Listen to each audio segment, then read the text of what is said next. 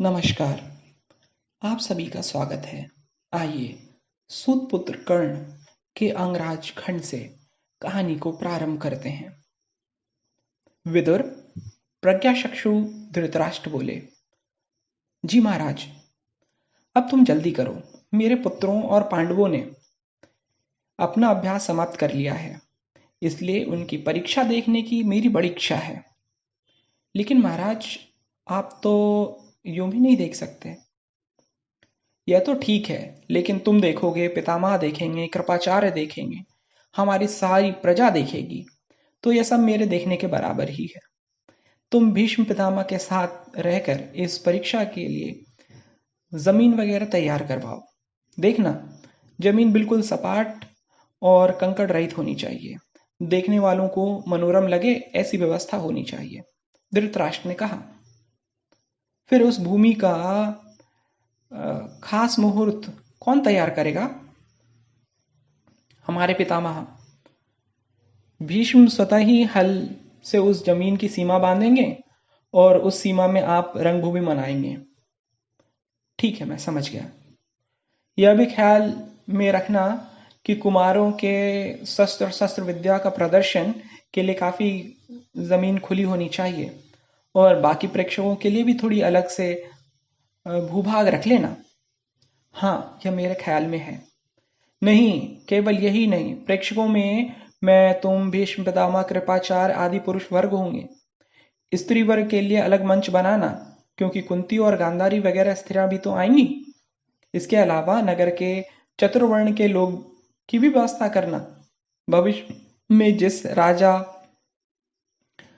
को वो देखना चाहते हैं, उनकी शिक्षा दीक्षा आदि का पता वो करना चाहेंगे, तो वो बहुत सारे लोग आएंगे।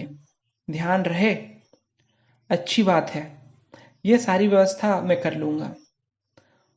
और हाँ, इसके अलावा गांव के श्रीमंत लोग अपने अपने खेमे अलग लगाने की मांग करेंगे, सो उनके लिए भी जमीन की व्यवस्था पहले से ही करवा रखना। बाद में अड़चन ना आनी चाहिए। जी महाराज, जो मुझे सूझ रहा है वो मैंने तुम्हें बतला दिया। बाकी तुम अपनी बुद्धि से विचार करके ठीक कर लेना और गुरुकुल के पुत्रों को शोभा देने योग्य इस जल से उत्तम व्यवस्था करना। ठीक है। परीक्षा का दिन आ गया। हस्तिनापुर के पास एक मैदान को रंगभूमि बनाई गई। तोरण और पताके हवा में फहराने लगे। अंदर और बाहर सब तरफ स्वच्छता का खास ध्यान रखा गया। राजमार्गों पर पानी का छिड़काव कर दिया गया। दर्शकों की रंगभूमि, श्रीमंतों के खेमे, शिष्टजनों के आसन, स्त्रियों के लिए मंच, सब खचाखच भर रहे थे और लोग आतुरता से कुमारों की राह देखने लगे।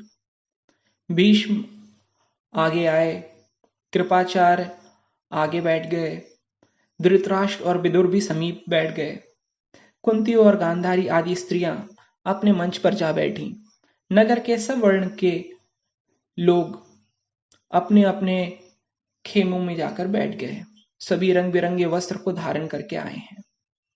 इतने में दरवाजे में द्रोणाचार्य ने प्रवेश लिया।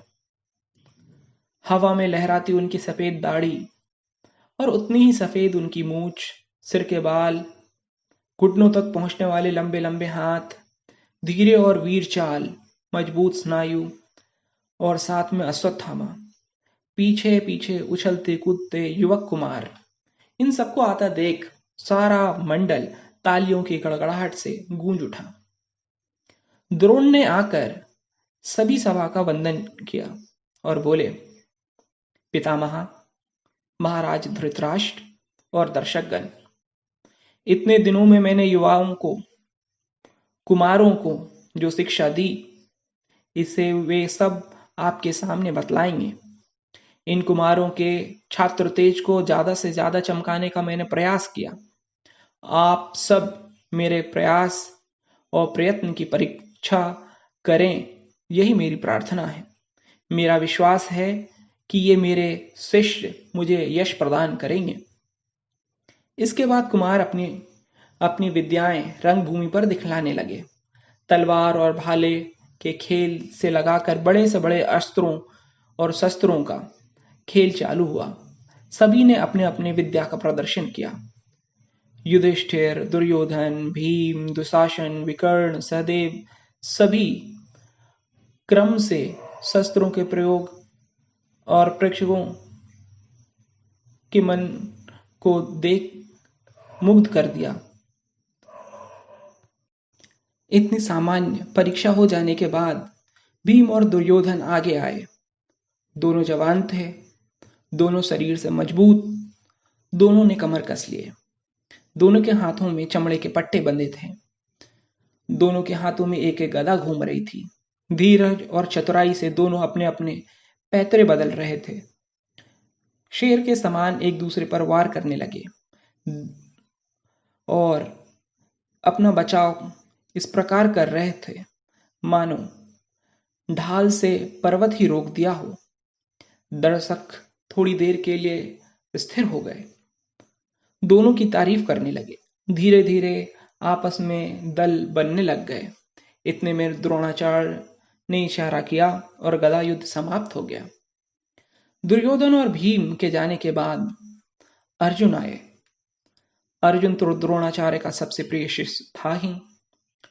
अर्जुन की मेधा और उसकी बुद्धि, उसकी चालाकी, उसका उद्योग, उसकी निष्ठा, इन सबों ने द्रोणाचार्य को मुग्ध कर लिया था और द्रोणाचार्य ने अपनी सारी विद्या अर्जुन को सौंपने का पूरा प्रयास किया। कुंती का पुत्र अर्जुन जब सबके सामने आया तो ऐसी तालियां बजी कि कुछ पूछो ही मत। गांधारी कुंती से पूछने लगी, धृतराष्ट्र विदुर से पूछने लगे और दर्शक थोड़ी थोड़ी देर में खड़े होकर अर्जुन को कौतूहल से देखने लगे। इतने में द्रोणाचार्य की आज्ञा मिली और दुर्योधन ने अपना पराक्रम का प्रदर्शन शुरू किया। क्या तो उसकी विद्या और क्या उसका कौशल। एक क्षण में अग्निबाण, दूसरे ही क्षण में वरुणास्त्र से उस अग्नि को बुझा देता। कभी जरा सा बन जाता, कभी विराट रूप धारण कर लेता, कभी पर्वतों को चकनाचूर कर देने वाले बाण छोड़ता, तो कभी छोटे से छोटे अंडों और कोमल पत्तों को बींद डालता, कभी बैल के सींग में बारीक सा छेद कर बाण को आर पार कर देता। यह सब देख प्रजाजन में गड़गड़ाहट छा उठी। सभी तालियों से उनका स्वागत करने लगे। दर्शक वर्ग थोड़ी देर के लिए तो ऐसे स्तब्ध हो गया मानो किसी ने चित्र खींच दिया हो। कुंती के हृदय में उत्साह समाता न था। भीष्म, कृपाचार्य और अर्जुन द्रोण की तरफ देखने लगे और उनकी तारीफ करने लगे। द्रोणाचार्य को स्वयं ऐसा लगा मानो उनका आज आचारत्व सफल हो गया।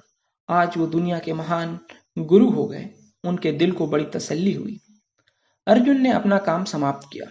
चारों ओर अर्जुन के चारों भाई इकट्ठे हो गए। अर्जुन ने पहले जाकर गुरु द्रोण को प्रणाम किया, उनका आशीर्वाद लिया। दुर्योधन और उनके भाई एक कोने में खड़े यह सब देख रहे थे। इतने में दरवाजे पर एक बड़ी धड़ाक सी आवाज होती है। यह क्या हुआ? यह आवाज कैसी? सबकी आंखें दरवाजे की तरफ हुई। इतने में एक युवक हाथों में अस्त्र शस्त्र लिए अंदर आता है। रंगभूमि की ओर ललकार कर बोलता है, अर्जुन, तूने जो जो पराक्रम यहां बताए हैं वह सब मैं भी बता सकता हूं, बल्कि इनसे ज्यादा भी। ले तू देख अब। ऐसा कह वो युवक अपने पराक्रम का प्रदर्शन करता है। उसे देख सारी सभा एकदम चकित हो गई। द्रोणाचार्य देखते रह गए। अर्जुन और पांडव देखते रह गए। दुर्योधन देखता रहा। भीष्म पितामह और कृपाचार्य भी देखते रह गए।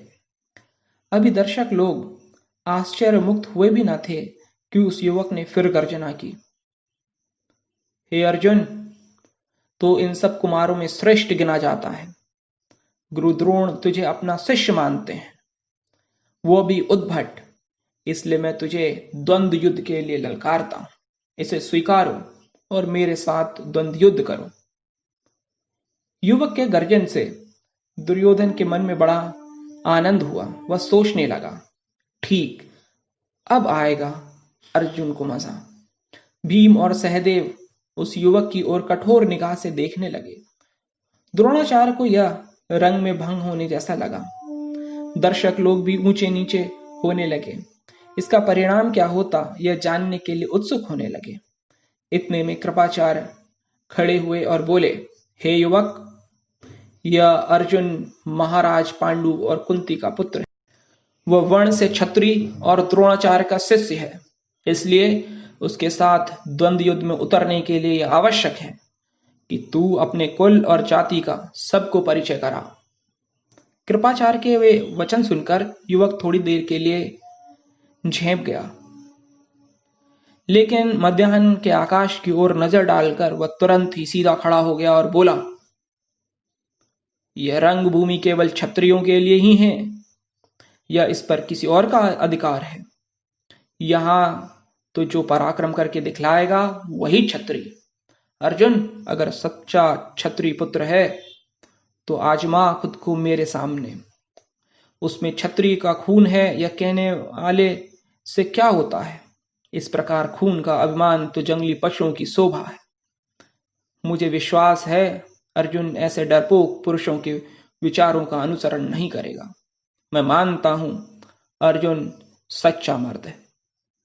युवक के वचन दुर्योधन के कान में अमृत जैसे लगने लगे। उसने सब आदमियों को लेकर उस युवक के घेर लिया। इतने में भीम जोर से गरजता हुआ बोला,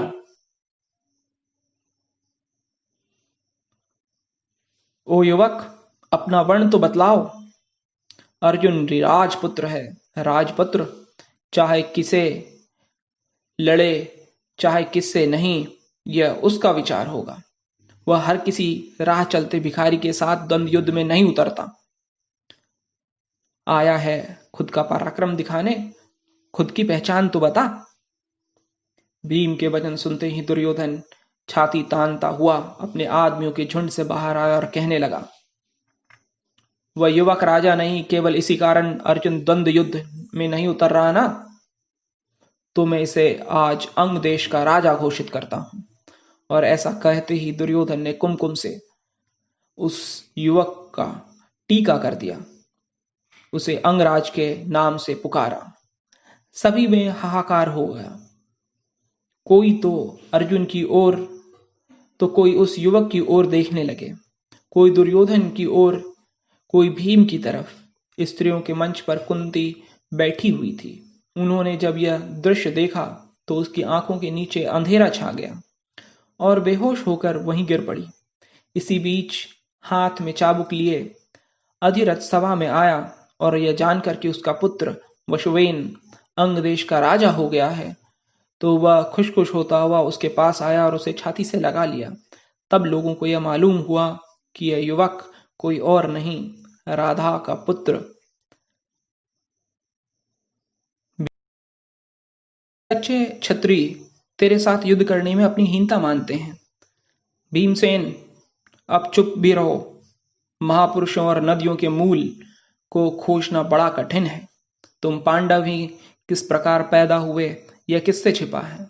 इस बात को और आगे मत बढ़ाओ, दुर्योधन ने जवाब दिया।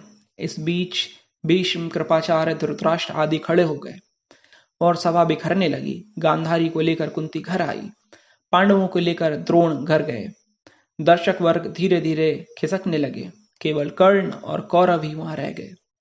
कुमार दुर्योधन, मैं आपका बड़ा आभारी हूं। मैं सूत पुत्र हूं।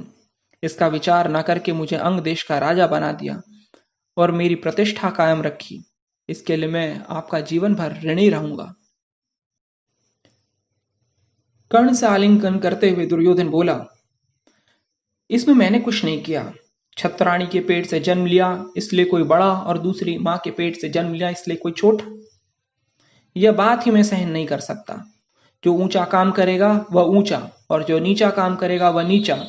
मैं तो यही मानता हूं। फिर भी आपने मेरे पक्ष में ऐसा किया, इसका मैं आभारी हूं और आप जो कहें वह करने को तैयार हूं। मैं किसी चीज का भूखा नहीं, मुझे तो सिर्फ आपकी मित्रता चाहिए। यह आप क्या कह रहे हैं? मित्रता तो कहाँ राधा का पुत्र और कहाँ धृतराष्ट्र के कुंवर आप, कहाँ तो यह रंगमंडप की परीक्षा का समय और कहाँ एकाएक मेरा यहाँ आ जाना, और फिर कहाँ अंग देश का राजा। कहीं हमारे इस प्रकार इकट्ठा होने में ईश्वर का कोई संकेत तो नहीं। मुझे आपकी मैत्री का शुभ अवसर मिले, इसलिए शायद ईश्वर ने मुझे यहाँ भेजा। मैं आपको यह वचन देता हूँ, यह कर्ण आज से दुर्योधन का मित्र है। भगवान सूर्य को साक्षी रखकर मैं यह मैत्री की अखंड प्रतिज्ञा लेता हूँ। इतना कहकर कर्ण ने अपना हाथ दुर्योधन के हाथ पर रख दिया। सब कौरव अपने इस नवीन भाई को हर्ष से बधाई देने लगे और इसी खुशी में मन में अनेक मंसूबे बांधते हुए वे रंग मंडप से घर की ओर चले गए। धन्यवाद।